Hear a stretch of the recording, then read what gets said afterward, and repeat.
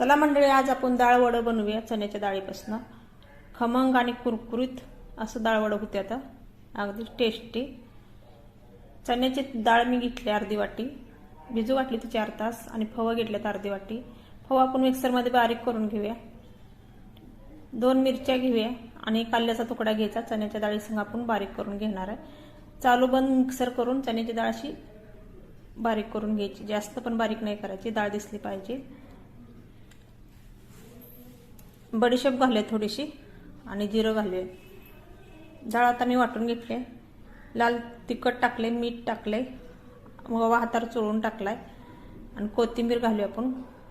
आणि पीठ चांगलं मळून घ्यायचं आपण वड्याचं. असं वड्यात हातावर प्रेस करून दाबून थापून घ्यायचं. मी बोटाचं निशाण दिसलं, छान होते. आता तळून घेऊया. आता आपण तेल गरम करायला ठेवलं होतं, अगदी खरपूस तळून घ्यायचं.